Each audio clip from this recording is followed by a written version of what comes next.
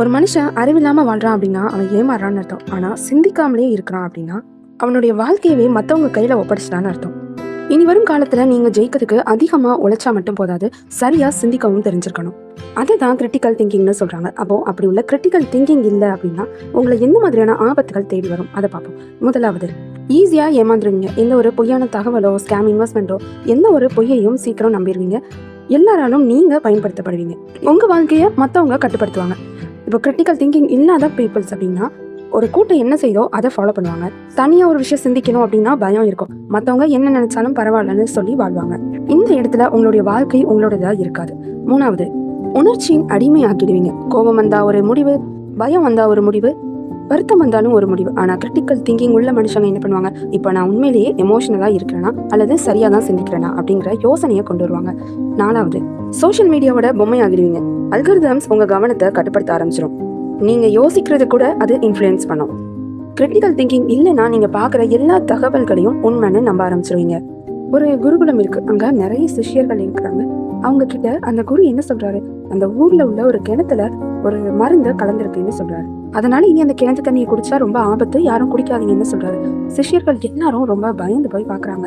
அதுல ஒருத்த மட்டும் கொஞ்சம் யோசிக்கிறான். மறுநாளே அந்த ஊர் மக்கள் எல்லாரும் அந்த கிணத்து தண்ணியை குடிக்கிறாங்க. ஆனா எதுவும் ஆகல. இப்ப மத்த சிஷ்யர்கள் எல்லாரும் அந்த குருவை கேள்வி செய்யறாங்க. ஆனா அந்த ஒரு சிஷ்யன் மட்டும் குரு கிட்ட போய் கேட்கறான், கிணத்துல எந்த ஒரு விஷ மருந்தும் இல்ல, ஆனா ஏன் நீங்க அப்படி சொன்னீங்கன்ட்டு. இப்போ அந்த குரு சொல்றாரு, விஷம் கலந்தது இந்த கிணத்துல இல்ல, உங்க மனசுல. உடனே நம்பினவங்க எல்லாருமே அடிமைகள் தான். ஆனா கேள்வி கேட்கறவன் தான் உண்மையான திறமைசாலி. அப்போ கிரிட்டிக்கல் திங்கிங் உள்ளவங்க எப்படி எல்லாம் இருப்பாங்க? முதலாவது, அவங்க உடனே எந்த ஒரு விஷயத்துக்கும் ரியாக்ட் பண்ண மாட்டாங்க. ஃபர்ஸ்ட் எல்லாத்தையும் அப்சர்வ் பண்ணுவாங்க. ரெண்டாவது, அதிகமான கேள்வி கேட்பாங்க. ஏன், எதற்கு, எப்படி, இந்த மாதிரியான கேள்விகளை கேட்கணும். மூணாவது, அவங்க உண்மையை தேடுவாங்க, கம்ஃபர்டா இல்லை. நாலாவது, ஏதாவது தப்பு பண்ணிட்டா ஒத்துப்பாங்க. ஏன்னா ஈகோவை விட உண்மைதான் முக்கியம். சரி, வாங்க குயிக்கா உங்களுடைய கிரிட்டிக்கல் பவர் திங்கிங்க எப்படி ஈஸியா வளர்க்கலாம் பார்ப்போமா. முதலாவது, உடனே நம்பாதீங்க. யாராவது என்ன சொன்னாலும் அதற்கான ப்ரூஃப் இருக்கா, சோர்ஸ் என்ன, எவிடன்ஸ் என்ன, எல்லாத்தையும் அலசி ஆராயணும். இரண்டாவது, தினமும் ஏன் அப்படிங்கிற ஒரு கேள்வியை கேளுங்க.